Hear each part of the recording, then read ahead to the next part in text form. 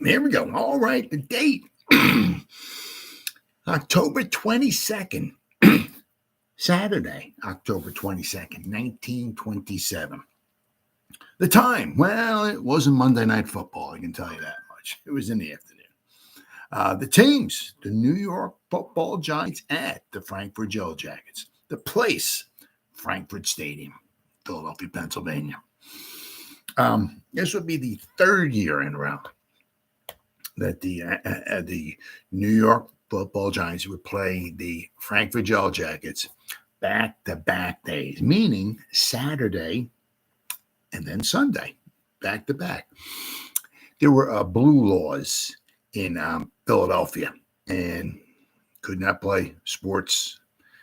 Even like the Philadelphia Athletics, the baseball team, couldn't play on Sunday. It was the day of the Sabbath, as they said.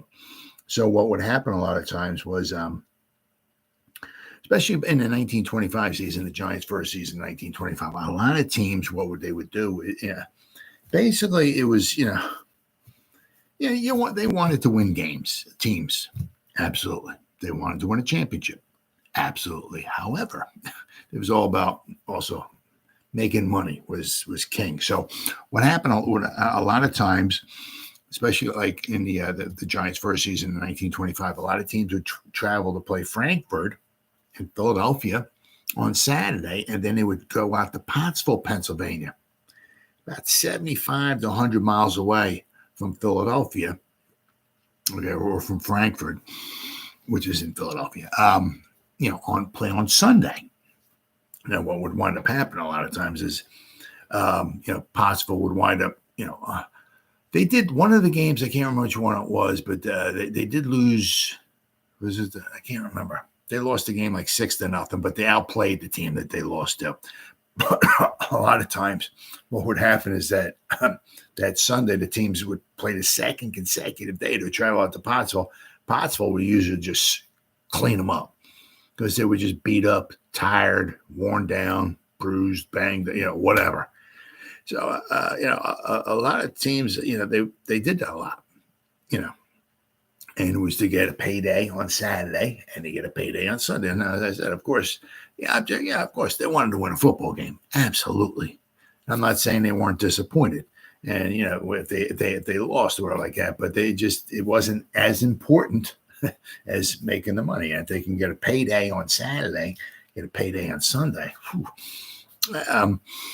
Just some guys made like maybe some of the stars made more, but some guys might have made like maybe $75 or $100 a game. Well, if you're making $100 a game, right? You figure Saturday make $100 and Sunday make $100. You for the weekend, you make $200 back in 1925, 1926, 1927. A lot of money. That was good. So a lot of guys, if they could pack in a couple games on a weekend, right? That's it. Go ahead and do it. But this would be the third year in a row, okay, that the Giants and the Frankford Yellow Jackets would play consecutive days. October 17th and 18th, 1925, they played in Frankfurt on Saturday, October 17th. Then they played at the Polo Grounds on Sunday, October 18th, 1925. 1926, they played Saturday, October 16th at Frankfurt. Then they played the next day, Sunday, October 17th at the Polo Grounds. Here it is, 1927. They played Saturday, the game we're talking about here, October 22nd. Then we're going to play the next day. My next video out in this series will be the next game we'll be talking about will be Sunday, October 23rd at the Polo Grounds. For some reason, I don't know why, in 1928, they played each other twice, but it was split up. It wasn't back-to-back. It wasn't Saturday and Sunday. They did do it one more time in 1929. They played back-to-back. They played Saturday and Sunday. Then I think I remember reading an article from Wikipedia here. I think 31 was the final season for the Frankford Yellow Jackets. because they just started declining after that. 1926, they were the world champions. I mean, they were I think they were 14-1-2. Once again, I'll read this. But this season, 1927, the Giants were the champions. So the Frankford Yellow Jackets were, even in 1925, the Giants' first season, I think Frankfurt was 13-7. They played a lot of games. It was like the wild, wild west. I mean, Frankfurt played 20 games. Other teams played like 3 games. Some team played 6 games. The Giants played 12 games. It was crazy. Yeah. So it was just every teams came and went each different years, and each team played different amount of games. It was just crazy. Absolutely crazy. But this game here, this one particular game, October 22nd, would be the first time the Giants would actually beat the Frankfurt Yellow Jackets. The second and third game in the history of the New York Football Giants, 1925, would be October 17th and 18th. Right? They played back-to-back games against the Frankfurt Yellow Jackets. Well, Frankfurt won the first one on the 17th, 5-3. The next day, they went to the Polo Grounds on the 18th, and they won 14-0. Fast forward to 1926, when they played the 16th and the 17th, Frankfurt won on the 16th, 6-0. Then they went to Polo Grounds on the 17th, and they won 6-0. So the Giants haven't played 4 games against the Frankfurt Yellow Jackets. So let me say here, hold on. 14, 20, 26, 31. They outscored 31-3 in the 4 games. So the Giants hadn't scored a touchdown. They hadn't won a game. They got shut out 3 out of 4 times. Obviously they lost 2 times in 1926 to the Frankfurt Yellow Jackets, who were the champions. They lost 6-0, 6-0. 2 very close, tough, contested games, right? But Frankfurt was a very, very good team. But this year they started on their decline, and so this would be the Giants.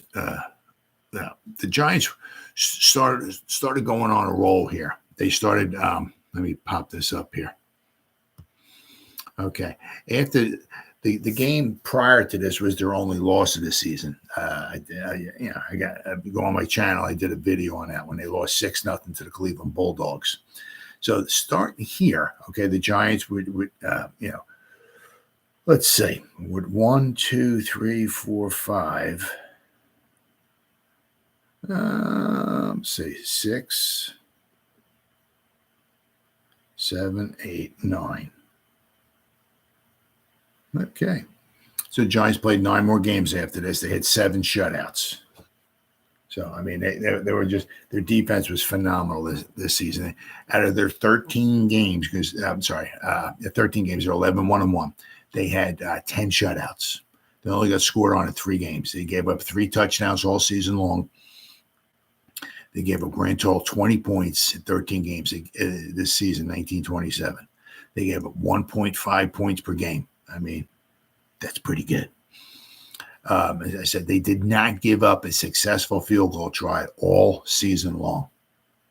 Now, of course, usually, for the most part, they had nothing to do with that. It's just, I guess, this goes to show you how bad the field goal accuracy was back in the 1920s. But the Giants, all season long, between field goal tries and extra points, the Giants only gave up 2 successful tries all season long. 2 extra point tries, successful all season long in 13 games. Pretty good. So, but the Giants did have a bit of a trouble scoring. Okay, the first game of the season they won 8-0. Then the second game of the season they tied the Cleveland Bulldogs 0-0. Then they played the Pottsville Maroons. Okay, they did win 19-0. However, one of those touchdowns was a fumble return for touchdowns. So their offense only scored like a little over 10 points. The last game that they played, the Giants, that is, they lost to the Cleveland Bulldogs 6-0. So what do we got? They scored 27 points in their first 4 games. So the Giants were not really scoring a ton of points. So starting this game, every game from here on in, the rest of the season, they scored double-digit points in every game. They scored 13 in this game. Then they scored 27, 16, 21, 25, 28, 13, 14, 13. So they after starting with this game, they just went on a roll. Yeah, I mean, back then, double-digit points was good. I mean, you score 13, 14 points. Nowadays, your whole team's getting ready to get fired, right? But back then, if you scored 13, 14 points, maybe 16 points, that wasn't bad. Because a lot of it, there was not much scoring and defense, reigned supreme back then. But so the Giants, this would be the Giants' first victory out of 5 tries against the Frankford Yellow Jackets. They played at Frankford Stadium. All right, I'm going to go over a lot of this stuff on Wikipedia.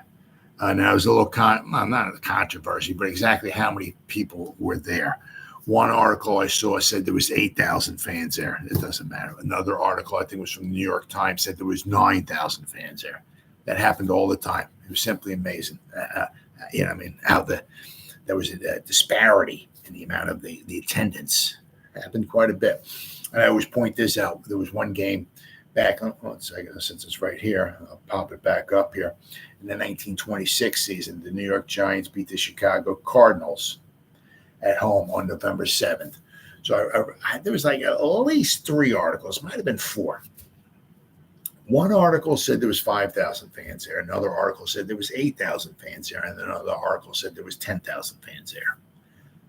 Which one was right? Which ones were wrong? No idea.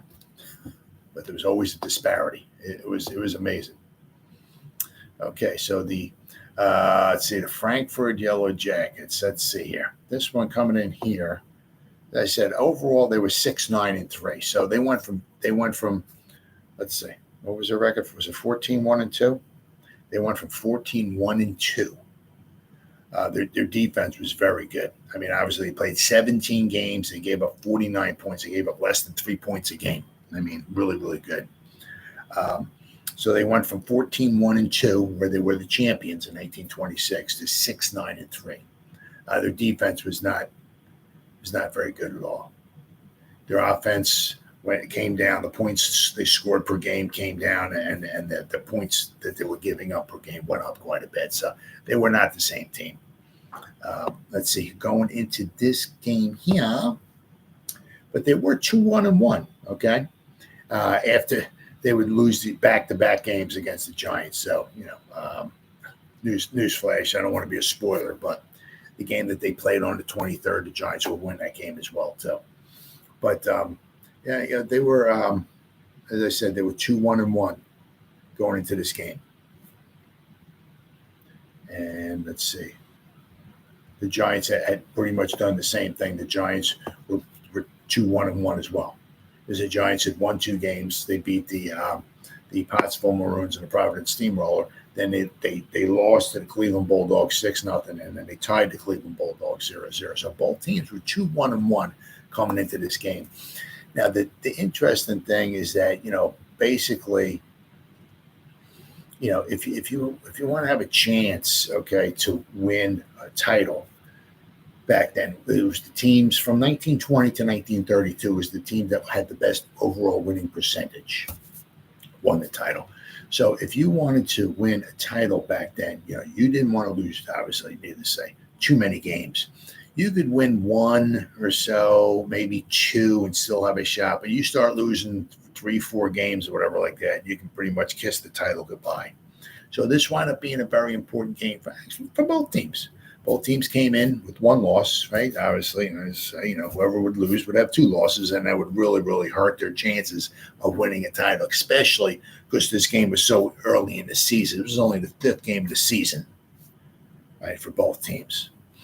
The 27 Yellow Jackets was their 4th in the National Football League. They came in 1924. I'll go over that in an article on Wikipedia.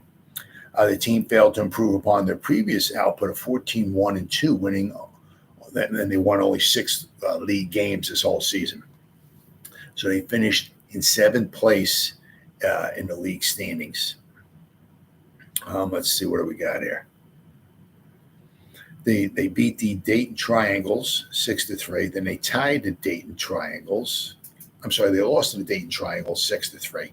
Then they tied the Dayton Triangles 0-0.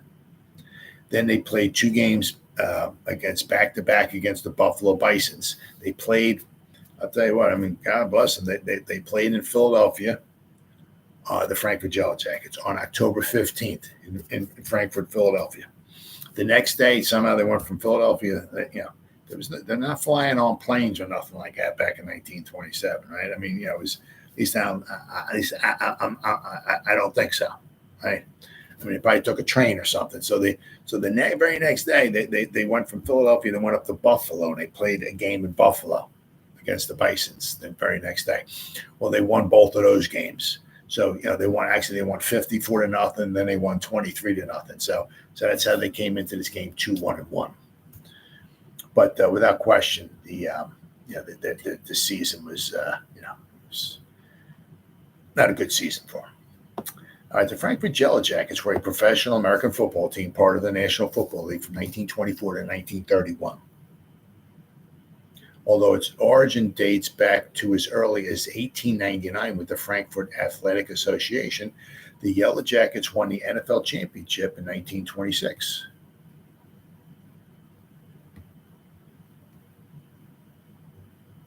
All right, we got here.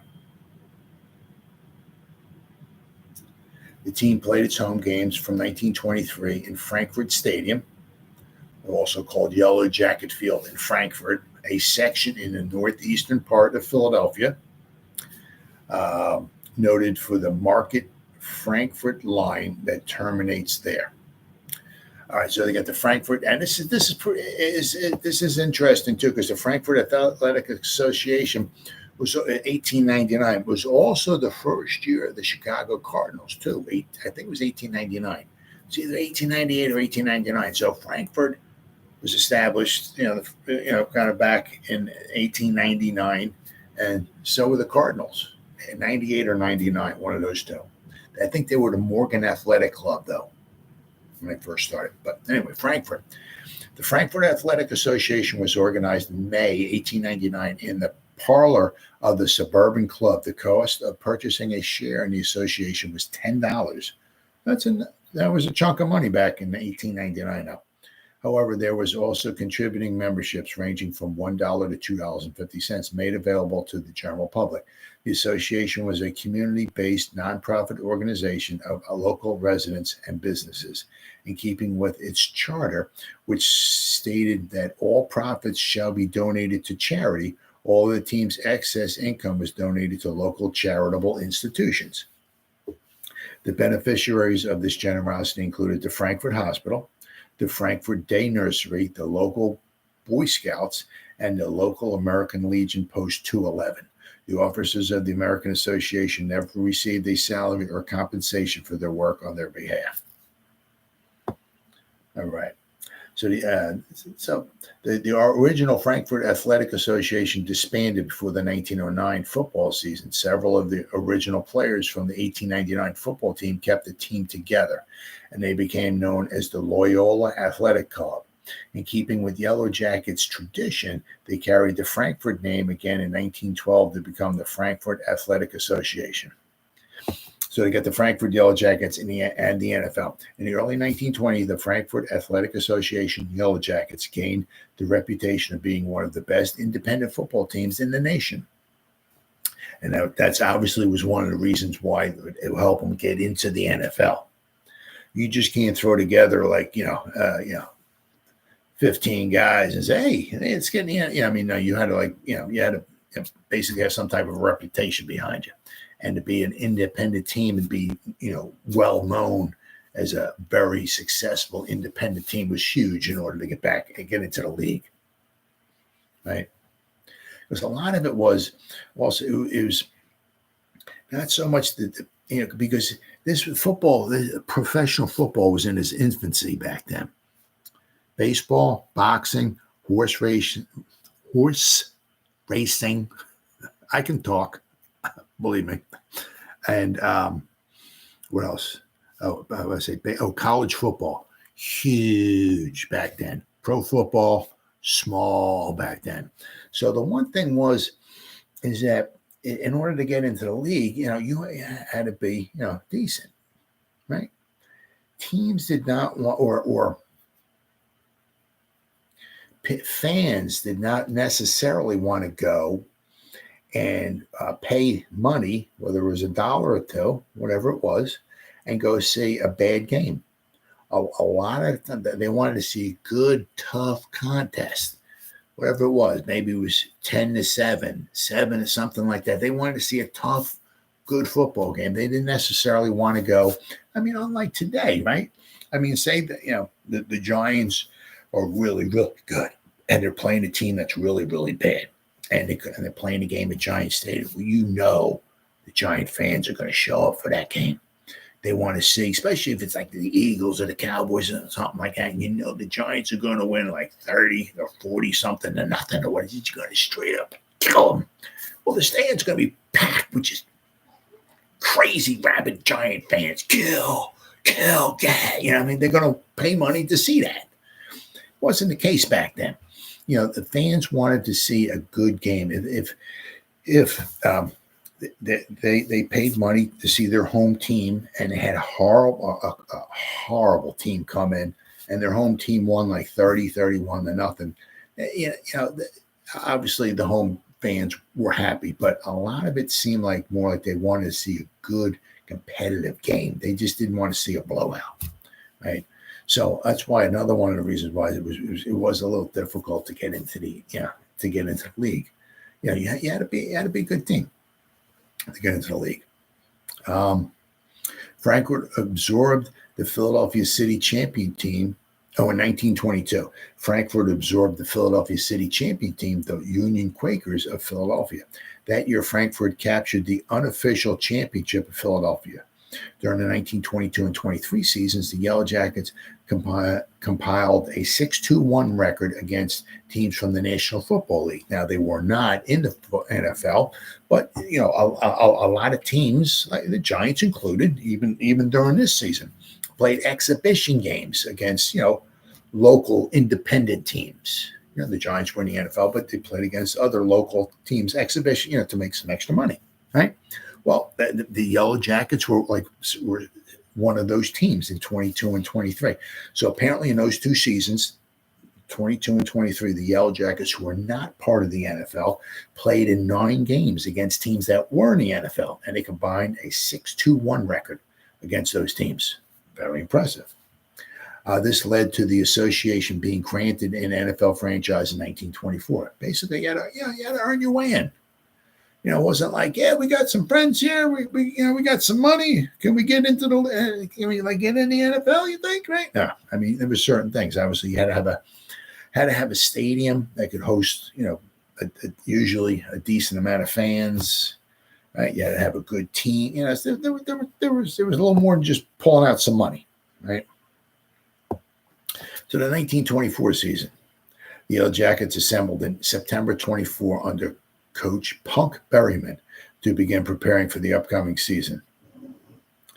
The Frankfurt finished the season with an overall record of 17-3-1 with an 11-2-1 record in league play. So, I mean, their first season, it was still very, very good. They just lost out to the Cleveland Bulldogs, who won the championship in 1924. They finished third in the league standings, only behind the Cleveland Bulldogs and the Chicago Bears. Under modern standings tabulation procedures, Frankfurt would have finished in first place because ties did not count back then in the standings. So basically, their 11-2-1 record basically was 11-2. Let's see here. The Yellow Jackets also set the record for rushing touchdowns in the season with 38 during the season. But then again, they also played a lot of games out there. That 38 rushing touchdowns record stood until the 2022 NFL season when the Eagles broke the record with 39 during a 4 rushing TD performance during the NFC Championship game against the 49ers. So, all right, then that was the game where the 49ers didn't have a quarterback. And then there was in the 1925 season, they finished with a 13-7 record. 1926, their championship season. They had a phenomenal season, right? That the 14 1-2 final record left the Yellow Jackets alone atop of the NFL standings. Since a championship game would not exist in the NFL until 1933, the team with the best regular season winning percentage was named the NFL champion. This gave the Yellow Jackets undisputed claim to the league crown. The Jackets' 14 wins during the 1926 championship season set an NFL record for the regular season victories that stood until 1984, when it was broken by the 15-1-0 San Francisco 49ers. Let's see here. So that was 1926. So now we're talking about 1927 to the 1929 season for the Frankford Yellow Jackets. This is when it started. Just started, unfortunately, going downhill. James Adams took over as president of the Frankfurt Athletic Association in 1927. He hired Charlie Moran as the team's new coach. However, Moran's son, Tom, briefly served as the team's interim coach that year after Charlie took a leave of absence to officiate in the 1927 World Series between the Yankees and the Pirates. Now, interestingly, Tom Moran, was a member of the 1925 New York Giants. His father was an umpire, and his father umpired, the 1927 World Series. So Tom Moran, once again, who was a member of the 1925 New York Giants, was like an interim coach for the Frankfurt Yellow Jackets during the 27 season. The Jackets suffered as a result of those changes and held a 2-5-1 record after 8 league games. This led to Ed Weir becoming the team's player coach. Weir had fellow players Russ Daugherty, Charlie Rogers, and Swede Youngstrom serve as assistant coaches. Under Weir's leadership, the team finished with a 6-9-3 record in 27 this year. Jackets rebounded in 28 with an 11-3-2 record. Very, very good. Behind only the Providence Steamroller, who were in 1928 were the champions. In 1929, Bull Bayman became coach of the Yellow Jackets. The team finished with a 9-4-5 record. So back then, it wasn't too bad. Basically, you can take the ties and throw them out because they did not count in the overall winning percentage. So basically, 1929, they were 9-4. Not bad. But then it just started going downhill, especially with the Depression just around the corner, right? Okay, so 1930, the decline. The Yellow Jackets began to decline mainly because of the financial hardships brought on by the Great Depression in 1930, and that happened with so many teams. Shep Royal, president of the Frankfurt Athletic Association, arranged for coaches Bull Bayman and Wally Deal to attend a coaching clinic in Chicago run by Glenn Pop Warner and Dick Hanley, in the hopes that it would improve their coaching techniques and develop a way to better utilize their players. At the same time, however, the association's management decided to retain only a few veteran players, replacing most of the squad with rookies direct from college. This resulted in a string of 10 consecutive losses, 8 of which were in October. They played 8 games in October, basically 2 games a week. The worst losing streak in which was the worst losing streak in Yellow Jackets history. To end the streak, Frankfurt purchased 11 players from the Minneapolis Red Jackets, and George Gibson took over the team's coaching duties from Bayman. The Legion Post also tried to rally the Yellow Jackets, pledging its support. However, the effects of the economic depression and poor performance on the field combined to reduce the team's fan base. And once you start losing the fan base, you can, if you were the owner, right? Tim Mara was a bookkeeper. Okay, he had made a very good business for himself, on the side as a bookkeeper. He could financially keep the team afloat. All right, if he had to. But that was not the case with most of the teams. Most of the teams, the main money, right, was from the football. And once you lost the fan base and the crowd just started dwindling, it was just a matter of time before you had to disband, because you couldn't afford each week, every game basically you were losing money. And how long are you going to be able to stay afloat like that? Especially if you don't have another way of supplementing, right, with some extra money. So it was just a matter of time. The season finally ended in the 1930 season with a 6-13-1 overall record and 4-13-1 in record league play. This is right from Wikipedia. I just typed in the Frankford Yellow Jackets, and this is it right here. So the the Yellow Jackets were 4-13-1 in 1930. Their final season, all right, was in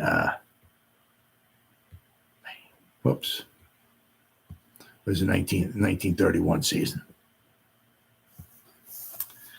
Before the start of the 1931 season, Frankford Stadium was severely damaged by a fire, forcing the club to find another location for its home games. However, most facilities suitable for professional football were already booked. Now, because what you had to do, I mean, when they made the schedule up, right, like in the summertime, right, that, whether it was a professional football, college football, whatever, you're making your schedule up, you got to go and book a venue for it.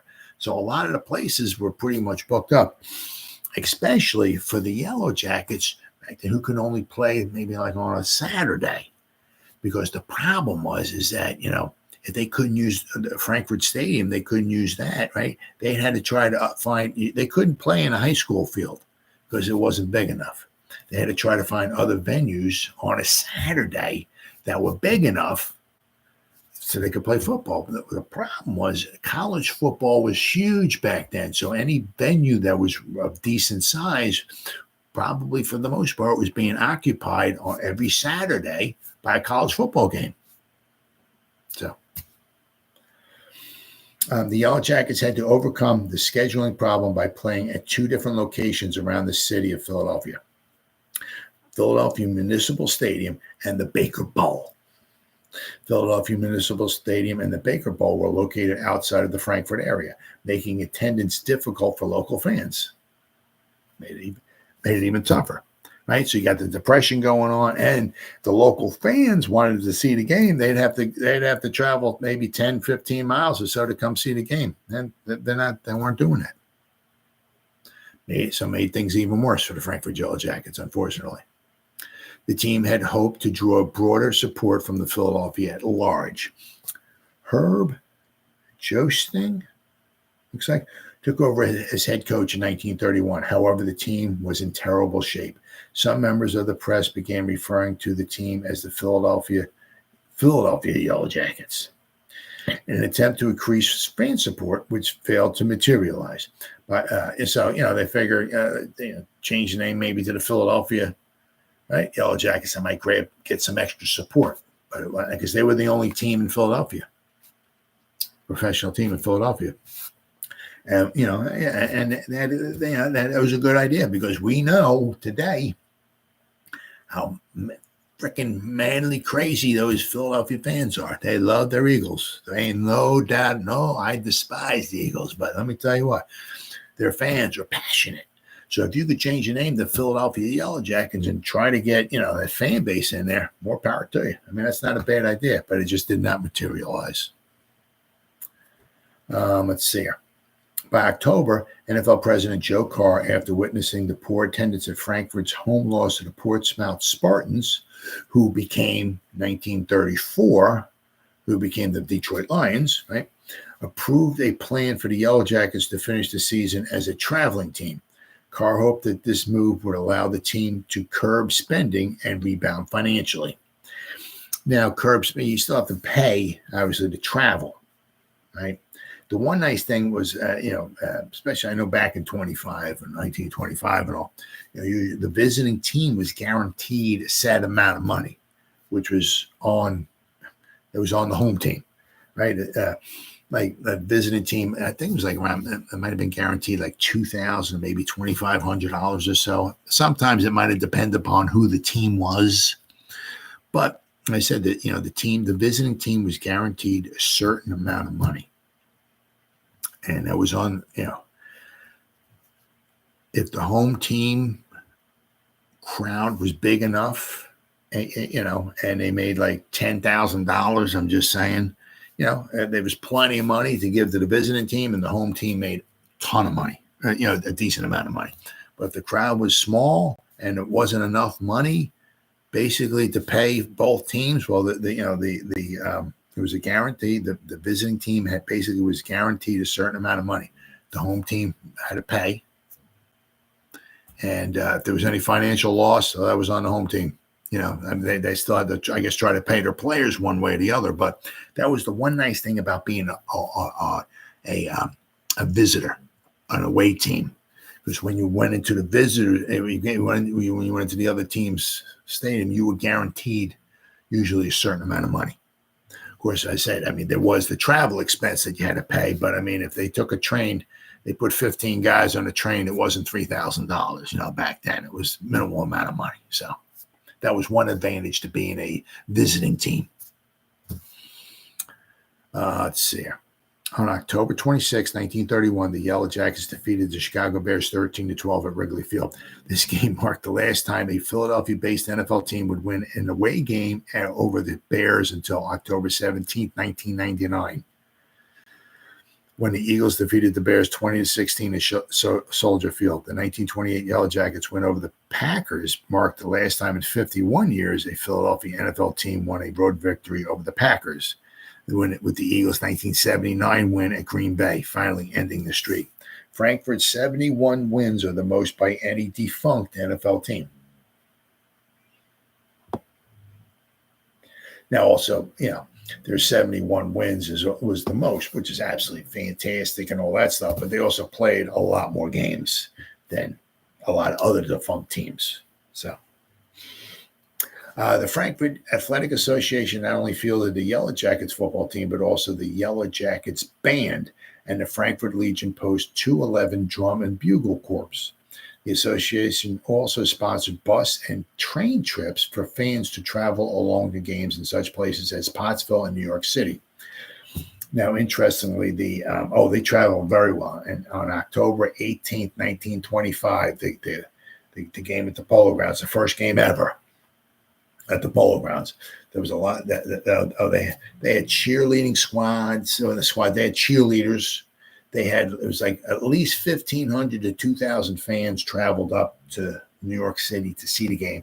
A lot of them had like yellow feathers because the Yellow Jackets were yellow, right? They had yellow feathers in their like a hat. Oh, they made a ton of noise. I think there was like two bands that came up for the visiting team. I'll tell you what, those fans traveled very well, especially on October 18th, 1925, the first home game ever for the Giants. Let's see here. Where even the home team sports writers took notice of their enthusiasm, and it was in the New York articles on October 19th, 1925, the day after the Frankford Yellow Jackets invaded the Polo Grounds in 1925.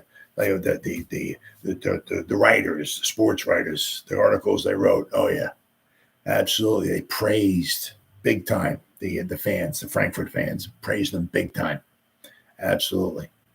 The club occasionally sponsored halftime exhibitions by the Frankfurt Midgets, as well as a women's football team. Wow.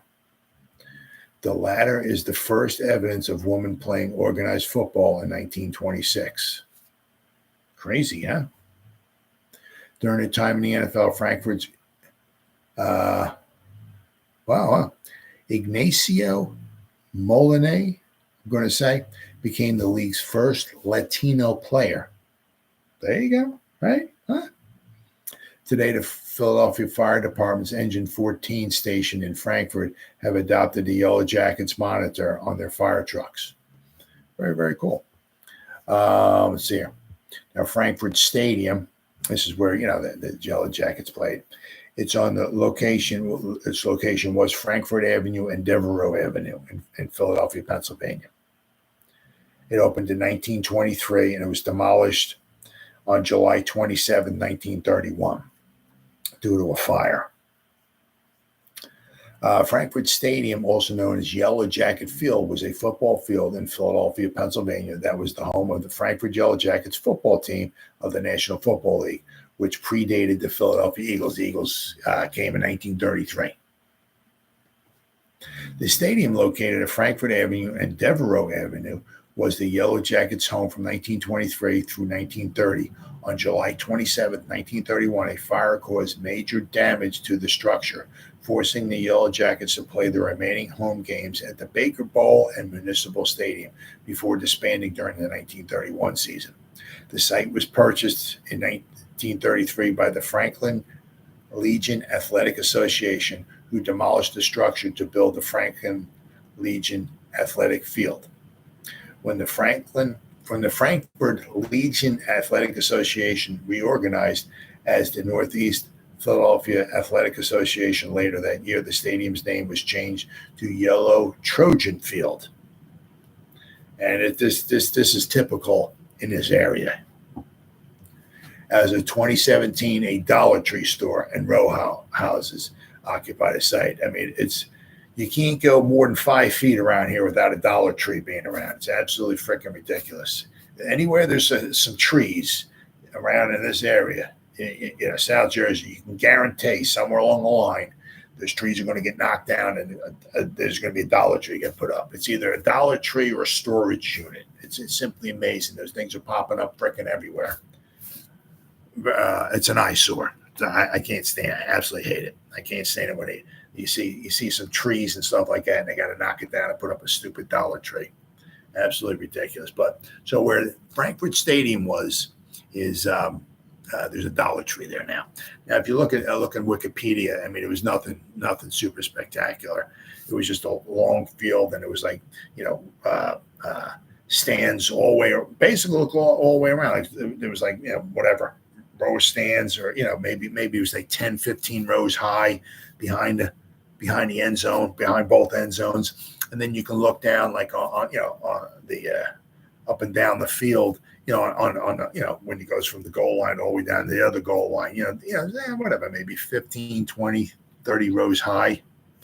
So I mean, I didn't say exactly, but in this game here, they said it was at least 9,000 people showed up. So that's enough. I mean, if you can get 9,000, 10,000 fans, paying fans in there, okay, that's you should be able to support a team. I said the problem was that with the depression going on, poor play, fans just don't want to show up. But I mean, the stadium itself was certainly not much at all to look at. I mean, basically, if you want to call it a stadium, I mean, it paled in comparison to what the Polo Grounds are. The Polo Grounds are big and huge. You could hold like 70,000. It was for baseball. You played football in there. This one was basically just pretty much I'm sure they can maybe play soccer on there as well too, but it's pretty much just the shape of a football field with some stands on it. So nothing super spectacular, but even if it didn't catch fire in 1931, it still doesn't mean that the Frankfurt Yellow Jackets would have made it. Because I mean, I said with the two things was bad. I mean, you start losing fan support, and with the depression, and it made it very, very difficult, especially if you didn't have other ways of supplementing, right, to keep your team afloat. And apparently Frankfurt didn't have that. And so unfortunately, in 1931 would be their final season. But they did have their one year of glory, the 1926 Frankfurt Yellow Jackets were the NFL champions, right? So, but we're 1927, and the 1927 NFL champions were the New York Giants. So I got a few articles here to read. The longest one, I think, is from the Philadelphia Inquirer. But so I got this one from there's a bunch of shorter ones here I'm going to read. This one's from the New York Times. It says the football Giants stopped the Yellow Jackets 13-0. Now this one here says Hinkie Haynes excels in National League victory before 9,000 rivals play here today. So meaning this article came out on the 23rd, and meaning that the two teams are going to play at the Polo Grounds on the 23rd. So the next video I do in this series here will be on October 23rd, 1927, where the Frankfurt Yellow Jackets play at the New York Giants. But so this is on Philadelphia on October 22nd, the New York Giants defeated the Frankford Yellow Jackets in a stirring battle in Frankfurt Stadium this afternoon, 13-0. All the scoring was in the second half. 9,000 persons witnessed the game, one of the best and hardest fought of many seasons. The defeat was a serious setback to the Frankfurt National League championship hopes, because this gave them their second loss of the season, which was already twice as many losses that they had the whole season before that. They only had one loss in 26. This loss here put them at 2-2-1 early in the season. Hinkie Haynes, former Penn State star, played a whirlwind game in the Giants' backfield. Haggerty scored the first touchdown in the third period following a series of forward passes from McBride to Imlay. That would be Tut Imlay, like King Tut. And a long 40-yard sprint by Paul Jappy, one of the Giants' end. He was he substituted in. Jappy was in for Corrigan. So Paul Jappy substituted in at left end. White put over the second tally with a short plunge. The teams will play their second game at the Polo Grounds in New York, basically the day after this game here. I think Jack McBride kicked, one extra point. He missed another one. So the starting lineups for the Giants: Corrigan was their left end. Steve Owen, their future head coach, was the left tackle. Garvey was the left guard. Murtaugh was the center. Nesser was the right guard. Century Milsteed was the right tackle. Cal Hubbard was the right end, another Hall of Famer. Steve Owen, Hall of Famer. Cal Hubbard, Hall of Famer. Tut Imlay was the quarterback. Haggerty was the left halfback. Wyckoff was the right halfback, and Jack McBride was the fullback. For Frankfurt, McGrath was their left end. Bayman was the left tackle. Comstock was their left guard. Reed was their starting center. Connaughton was their right guard. Youngstrom was their right tackle. Ed Weir was their right end. Donahoe was their quarterback. Moran was their left halfback. Fitzgibbons was their right halfback, and Wilcox was their fullback. All right, substitutions. Now, apparently, it looks like Yellow Jackets had quite a few of them here. Holman went in for Donahoe. Tex Hammer went in for Fitzgibbons. Moynihan went in for Holman. Donahoe went back in for Holman. Maxwell went in for Reed. Mercer went in for Moran. Hammer went in for Donahoe. Davis went in for Bayman. Holman went back in for Mercer. Weir went in for McGrath. Molinet, that's the Latino guy, went in for Wilcox. So they had a lot of substitutes, Frankfurt. Apparently the Giants had Paul Jappy went in for Corrigan. Hinkie Haynes went in for Tut Imlay. Phil White went in for Wyckoff. And Biggs went in for Garvey. The referee was Lieutenant E.E. Harmon. The umpire was J.M. Holmes. The linesman was Gilbert Veerling. The time of the periods was 15 minutes long, as they usually were. Every now and then you see something. The time of periods was 12 minutes long, but usually, most of the time, it was 15 minutes. So I got two short ones, and then I got a long one, and we'll wrap this baby up. This one says, Grid Giants win from Frankfurt. The powerful New York Giants pounded their way to a 13-0 victory over the Frankfurt Yellow Jackets in a National Football League game here today. Haggerty and White, halfbacks, crossed the Jackets' goal after cleverly executed forward passes had carried the ball within striking distance.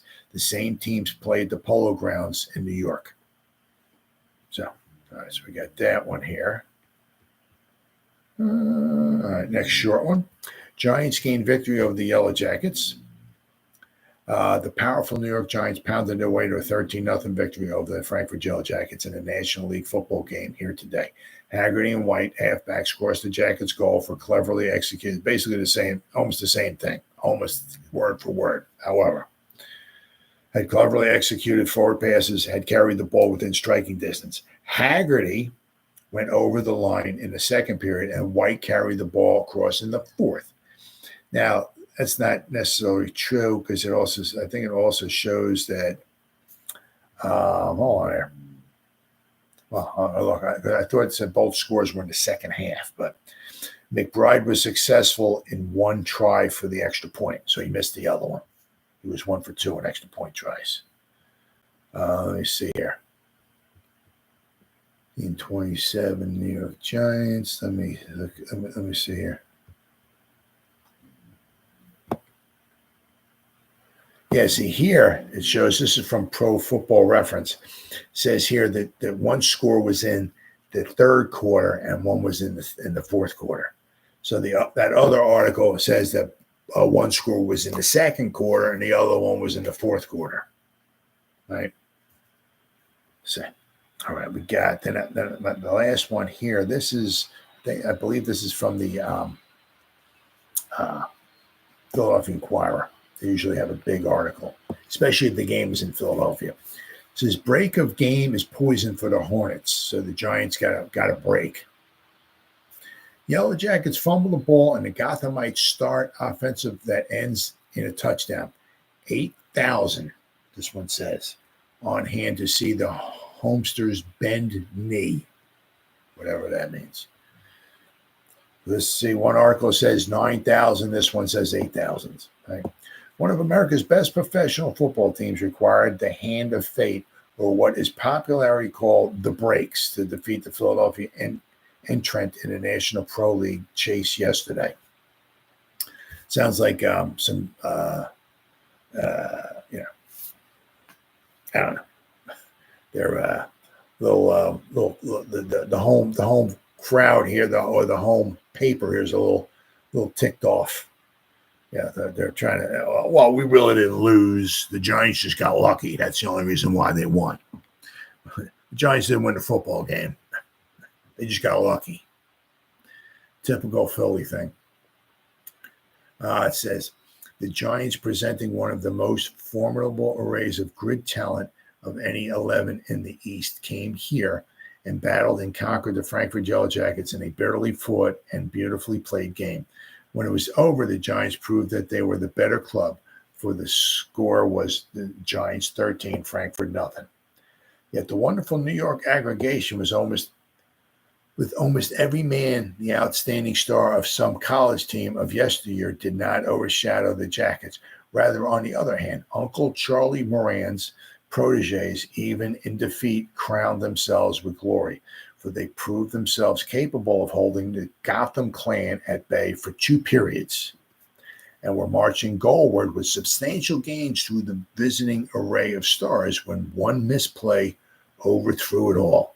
And before the Hornets recovered their equilibrium, 2 touchdowns had gone over the goal line, and the final results was decided beyond possibility of redemption.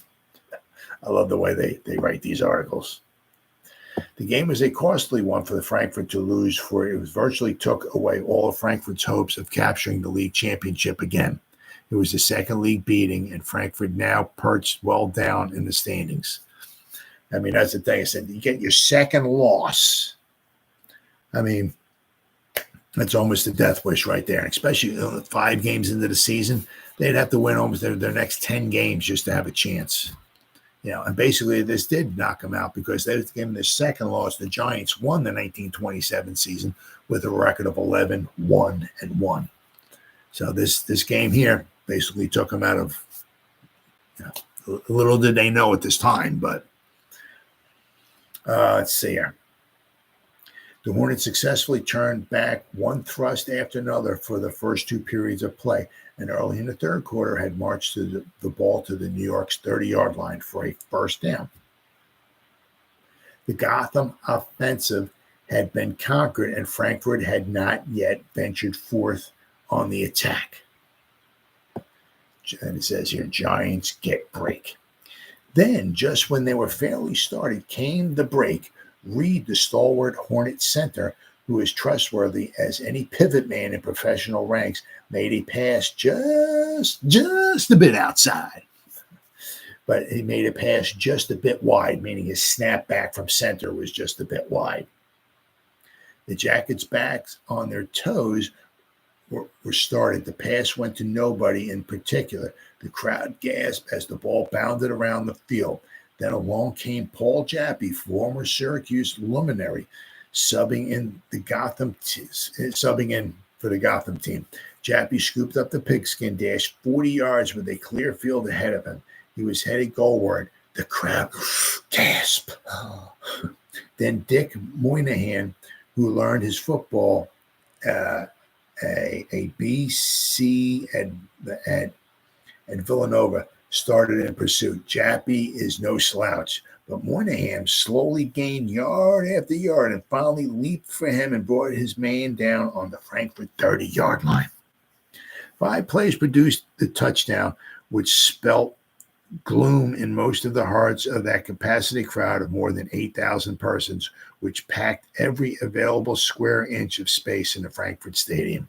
The first play was a wonderful forward pass from McBride to Tut Imlay for a net gain of 20 yards. Frankfurt braced but could not stop the Giants, and Haggerty finally carried the ball over. The Hornets were still dazed by the sudden change of affairs and were swept off their feet suddenly a moment later by an aerial attack as perfectly executed as it was bewildering. And with such wonderful exponents of the forward passing game as Hinkie Haynes, former Penn State star, Doug Wyckoff, former Georgia Tech back, Jack McBride from Syracuse, and Tut Imlay from California. Wow. Representing the 4 points of the compass in the Gotham backfield, Frankfurt was surprised, and in a twinkling, a second touchdown was over the goal line, and Frankfurt had lost beyond redemption. Haynes aids the scoring. Hinkie Haynes treated Philadelphia football fans to just such another whirlwind as they saw on Franklin Field a few years ago when Haynes ran around Penn with such zest and spirit, while Hinkie ran around Frankfurt a few times, one of them being a 30-yard run which carried the ball within a few feet of the goal. And a moment later, White, a sub, tallied the touchdown. McBride booted the extra point for the 13th and last point of the game. Frankfurt fought brilliantly in the first half, particularly in the second period. Did the Hornets battle tooth and nail to turn back the New York Clan. 3 times the Gothamites were within scoring distance of the goal line, and 3 times were they vanquished. 2 tries for field goals were wasted, and an apparent touchdown was called back, and a penalty was imposed.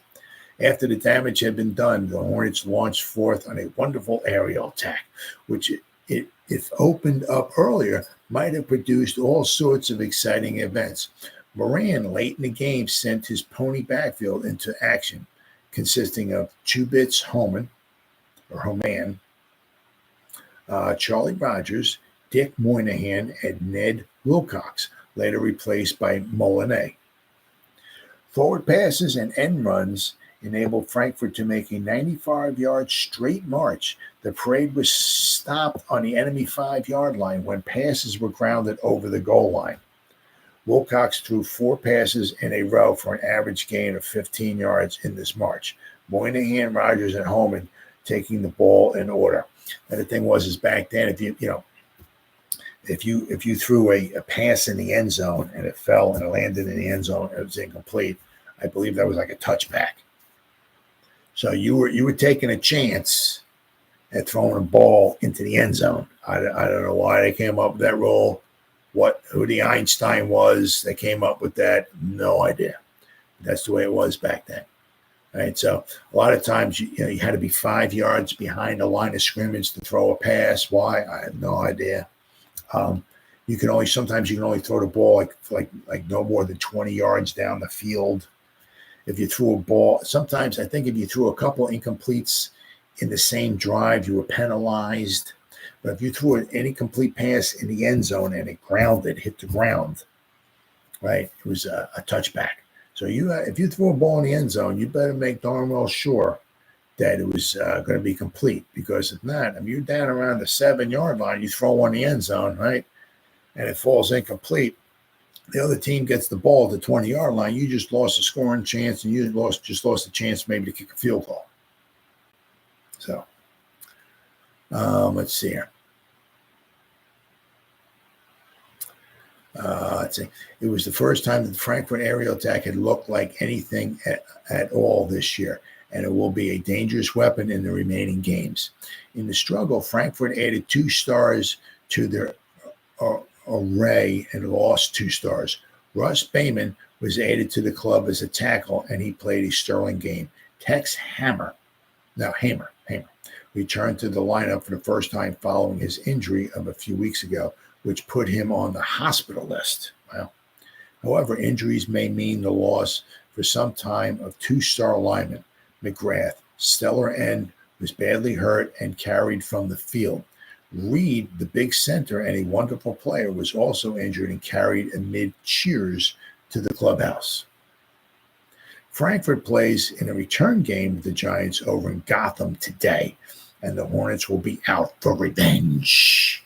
Ooh, I'm sure they will be, but it will not be because the Giants will, the second game, the Giants would wind up winning 27-0. So, the Giants, the Giants were certainly a team to reckon with in 1927. It was weird because, just guys to show you how things are. Now I know 1987 was the scab year, and the Giants started, I think, 0-5 before they even won their first game. And it was just a total mess. The whole season was they started off 0-2. They lost their 3 scab games. It was just a total mess. But just goes to show you, in 1986, the Giants were 14-2 and won the Super Bowl. So they finished 17-2, Super Bowl champions. The following season, they had a losing record. Well, it was the same thing here in 1927.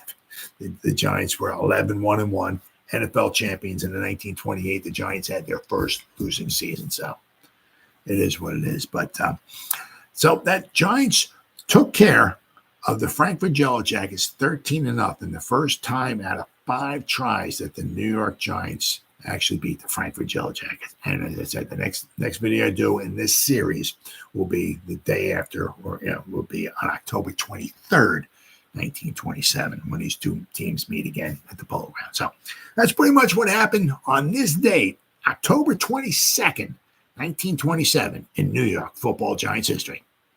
See you next time.